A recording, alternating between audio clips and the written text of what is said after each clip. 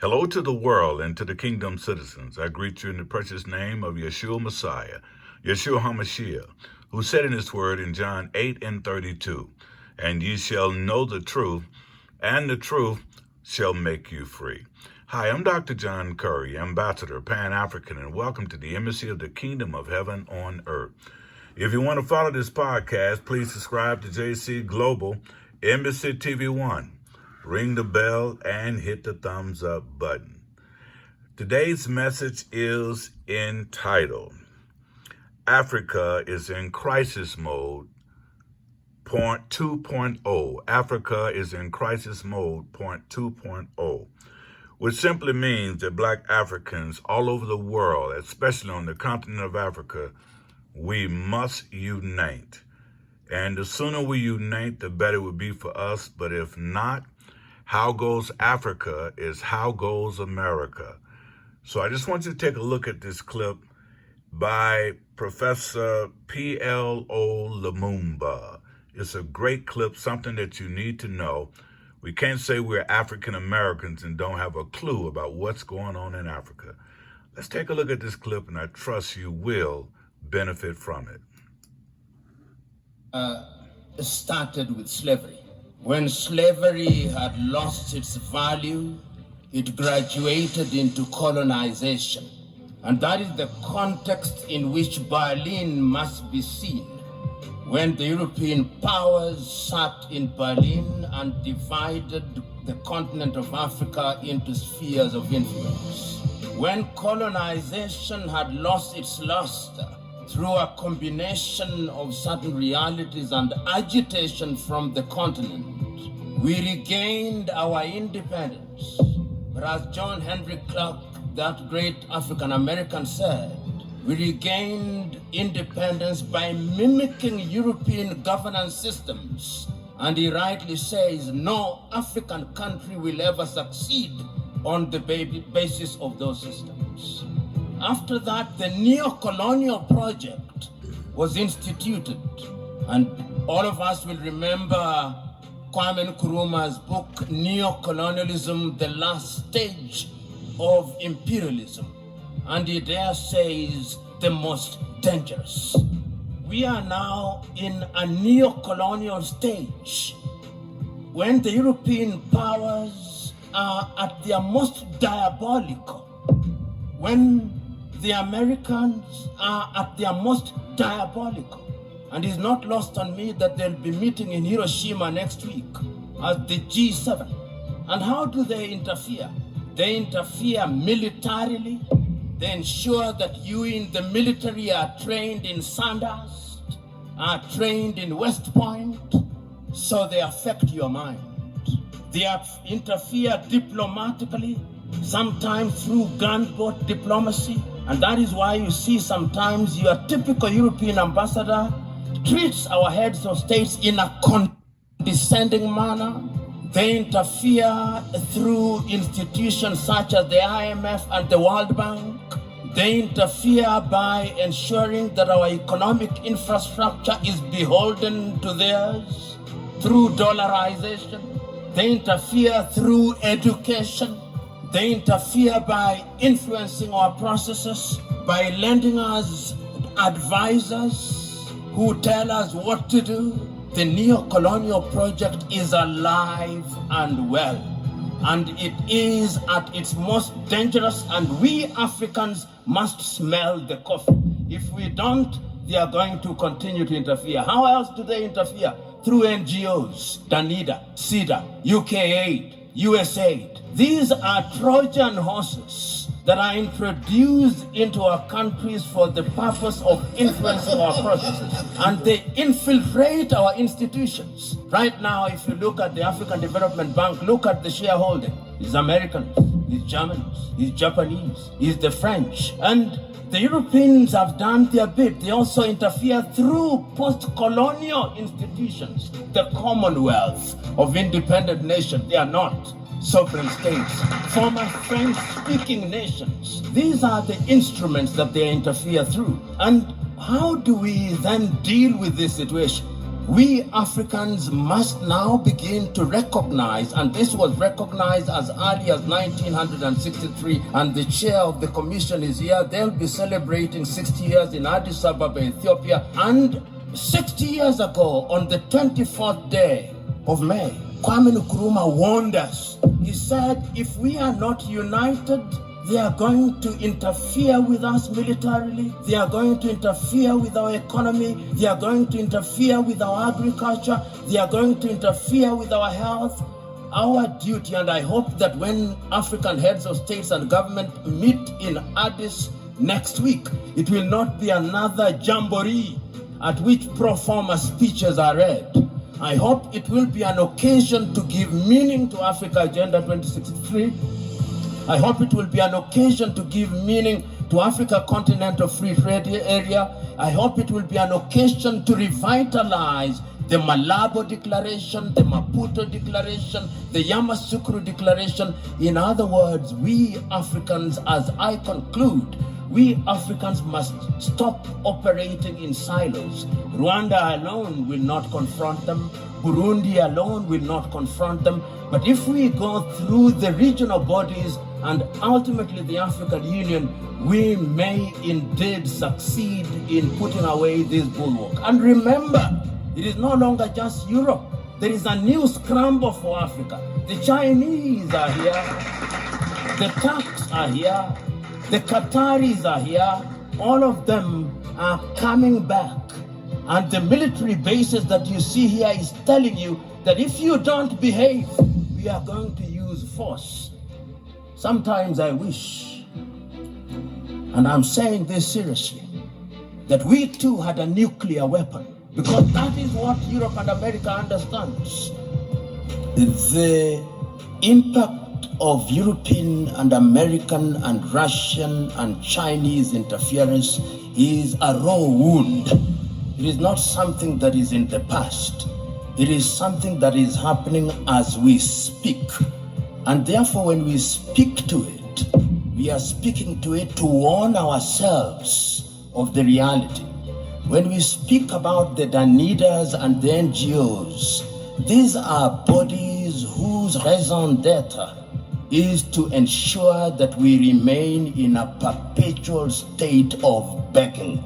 That is what we are doing to warn ourselves. And we are not for 1 minute saying that we will shut ourselves out from the rest of the world. What we are saying is that we must define how we engage with the whole world.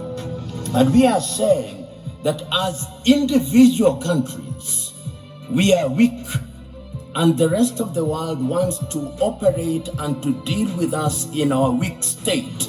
The United States of America are dealing with Rwanda on second-hand clothing. Rwanda cannot resist them. Burundi cannot. Kenya cannot. Uganda cannot. But if we are East Africa with a population of 300 million, we can. If we are SADC, we can. If we are ECOWAS, we can. So this is what we are saying. And we are saying further that going forward, we must also recognize our internal weaknesses. And what is our weaknesses? Chinua Achebe said it very well. The problem of Africa is simply and squarely one of political leadership. The rank of many political leaders in Africa are thieves. Let's call them by their name. They are thieves.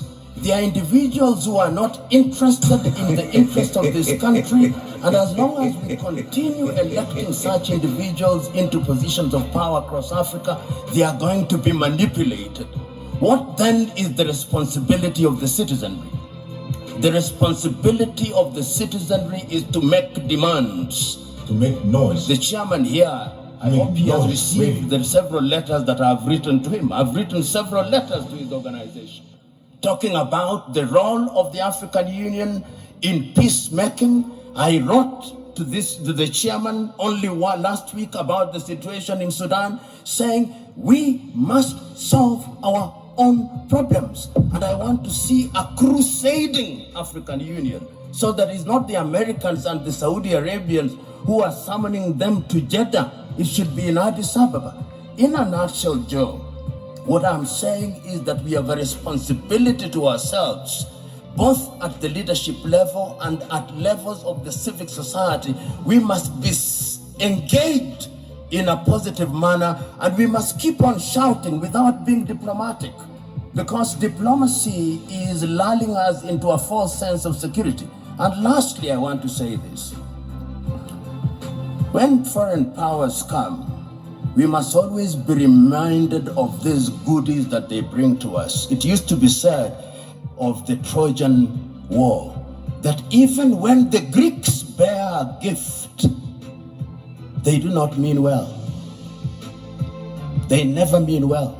And the sooner we say it, recognizing the external threat, recognizing the domestic weaknesses, the safer we are. Right now, as I conclude, there is a group of experts going around East Africa, collecting views about the constitution of East Africa.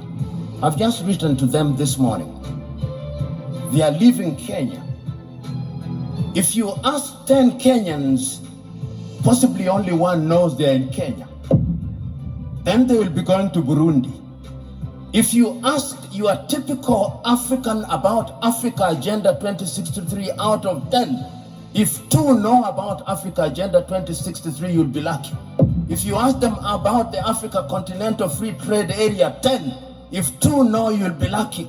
In other words, we are not doing well. And I'm going to be blunt at these functions.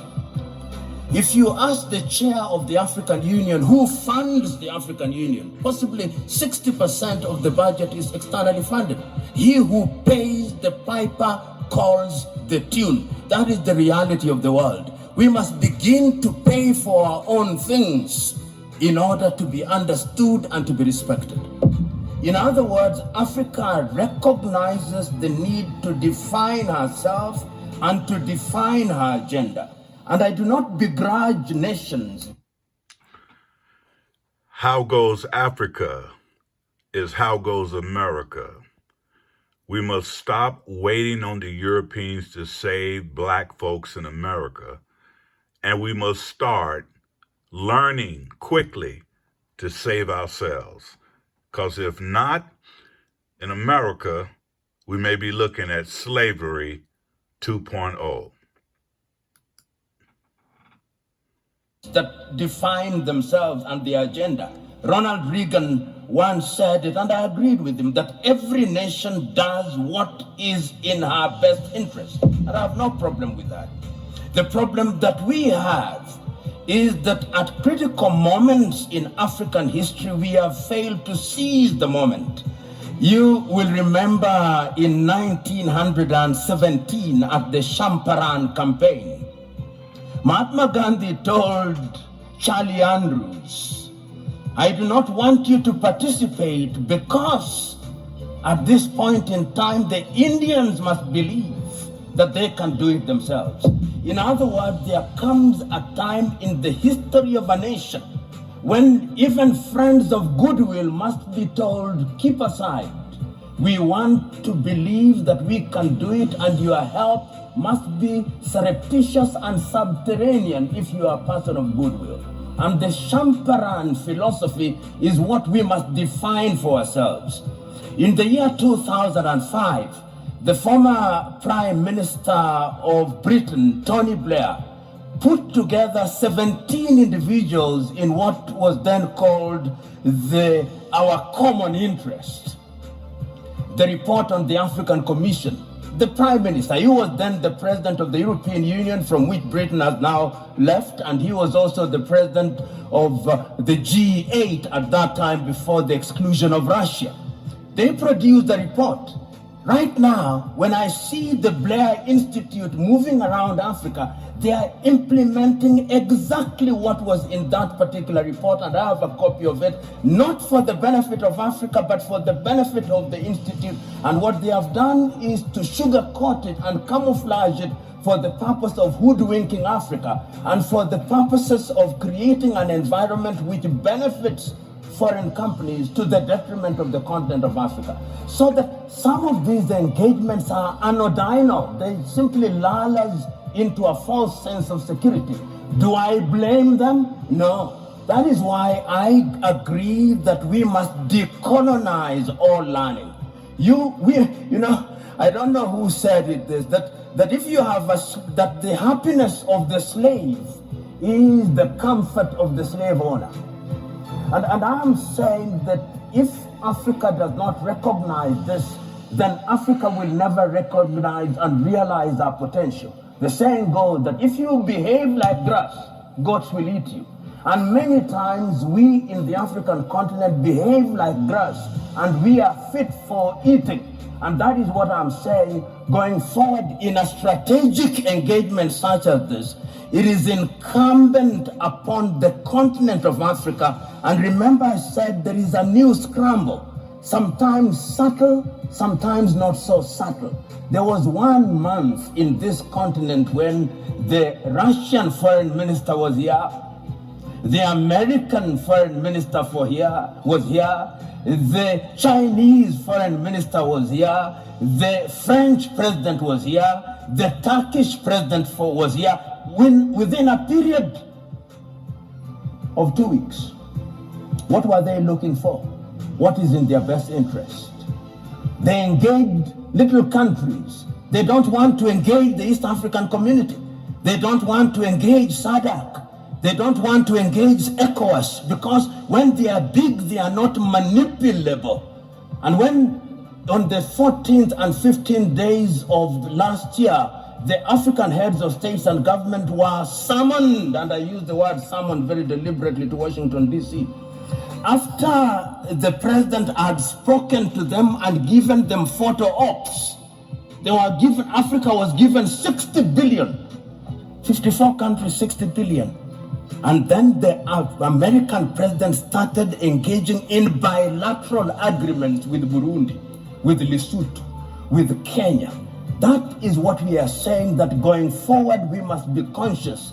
And as to training, our own Ngugi wa Thiong'o, in a book called The River Between, tells his lead character Wayaki, go unto him, learn what he has taught you, but bring it home and customize it for the benefit of our people. Learning is universal and defies geography, but there is wisdom in using that learning for our benefit. And very lastly, how do we distinguish the institutional conceptual West, which is diabolical, and the individual members of those countries that actually sometimes are on our side?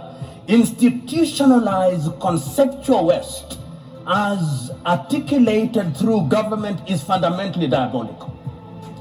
Their pretension to the contrary notwithstanding. And therefore, when we engage with them, we must have our guards up. We are capable, in my view, of discerning who is better, and that is the duty of our leadership.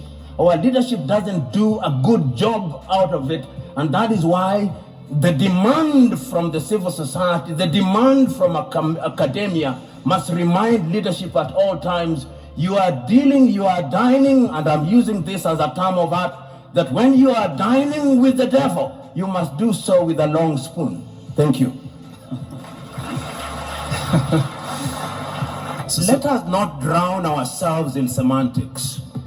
This is my view, with due respect. First of all, let us remember that, and I always warn us Africans, if I was using my mother tongue to define interference, or using a Kiswahili word, what meaning would it carry? And sometimes we find ourselves prisoners of Portuguese, prisoners of French, prisoners of English, or any other colonial language which we have appropriated and which we now deploy in terms of engagement. History has demonstrated, and my good friend Kegoro said it, history has demonstrated not once, not twice, that the intentions appear to be noble in the beginning, but when they have come in like the proverbial Trojan horse, they go beyond their mandate. Show me what is happening to Libya today. Show me what is happening to the Central African Republic. Show me what is happening to Somalia today. They were all well-intentioned, and see the product. A tree shall be judged by its fruit. A mango that says it is an orange is still a mango. Now, to the question that I've been asked, that is, what can Africa do, particularly with foreign interference? Let us understand that the international economic architecture, as I see it, is one in which Africa does not participate in a meaningful way. Take, for example, the Bretton Woods institution that we know about, the World Bank and the IMF, created in 1944 in Bretton Woods in New Hampshire. British economists and American economists immediately after the World War II to target the reparation of Europe through the Marshall Plan. We are grafted into it, and then we become beholden to them. So that when you hear IMF is in your country, you ought to be very worried, because the prescriptions is one size fits all. And if you doubt me, you will remember the prescriptions of the IMF during the structural adjustment in 1980s. Not a single country came out of it in a proper shape. We are not involved in that architecture. Remember also the WTO. The very first meeting of the United Nations in 1945 in San Francisco had a component of the WTO. The WTO, as we know it today, is also constructed in a manner that does not benefit us. The idea is that Africa continues to remain a producer of primary goods, and we continue to consume goods that have value addition. How then has Africa tried to react to this? There have been several initiatives. The very early initiatives were not even constructed by Africa. If you remember the African Pacific, Caribbean Pacific, the Lomé Convention, and the Cotonou Declaration, these were initiatives which were influenced from outside. It is after the failure of the Lomé Convention that Africa now said, we want to have our own, hence the Lagos Plan of Action of 1980, because Africa recognized trade within Europe is at almost 60%. Trade within North America is at anything 57%. Trade within Asia is at 50%. Trade within Latin America is at 40%. Trade within Africa, 15%. But the Lagos Plan of Action did not realize the dreams that we set for ourselves. So Africa has always identified the solution to our problem.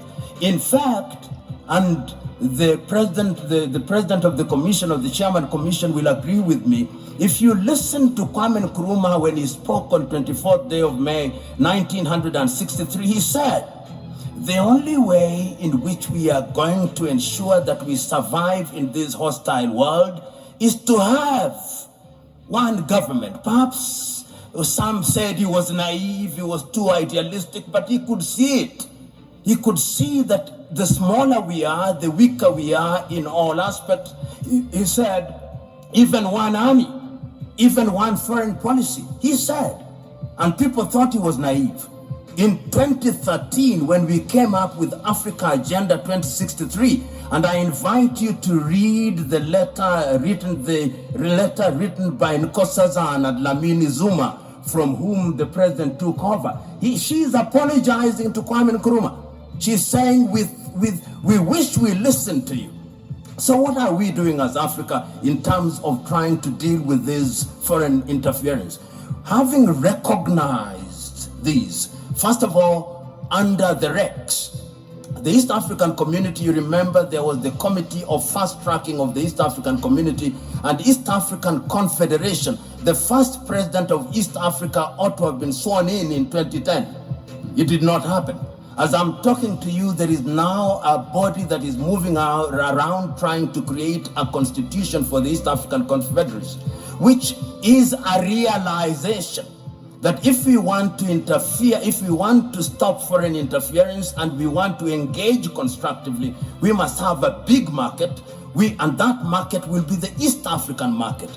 Hence, Kenya, Uganda, Tanzania, Rwanda, Burundi, South Sudan, and now the Democratic Republic of Congo, and the Somalis are coming in, and I'm told the Ethiopians are also contemplated.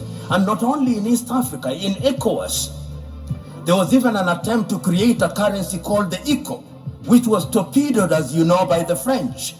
And in SADC, these are ways and means of immunizing ourselves against the machinations of not only Europe, but China. China is increasingly coming into the continent. Russia is increasingly coming into the continent. Turkey is increasingly coming into the continent. Qatar is increasingly coming into the continent. The Emiratis are coming into the continent. So we are seeing all these things happening. But beyond the REX, there is also the African Union. If you read Africa Agenda 2063 and the 7 aspirations, they are designed specifically to ensure that we form a bulwark against these foreign interference. And let me correct myself if I was misunderstood. They are small nations. Let's not delude ourselves. The theory of sovereignty of nations is a fiction. Right now, we will have meeting of the G7. Why? Because they are bigger economies and we are not there. Then we'll have the G20, which are slightly bigger. Then they are the smaller nations and they met recently in Brussels. So we must distinguish the fiction of equality of nations and the reality of nations. And when therefore we want to negotiate at the continent of Africa, we are saying the bigger we are, the better we are. So efforts are there. And as I conclude, I'm saying, if we look at Agenda 2063 and we look at Africa Continental Free Trade Area to eliminate tariff and non-tariff barriers, to allow for the free movement of persons, then we would be in a better position to engage. And I'll give this example. Look at East Africa. We said that we did not want second-hand clothing. Rwanda accepted. Then Uganda and Tanzania were persuaded by the United States of America, and we dropped out. This is what divide and rule is all about. So these things that we are talking about, they are not going to be realized in your lifetime. These are intergenerational battles. And our duty, as Nyerere said on the 6th day of March 1997, this generation has a duty to carry the torch. And the worst mistake that we can make is to lose hope and to despair. Thank you. JC Global, Embassy TV 1.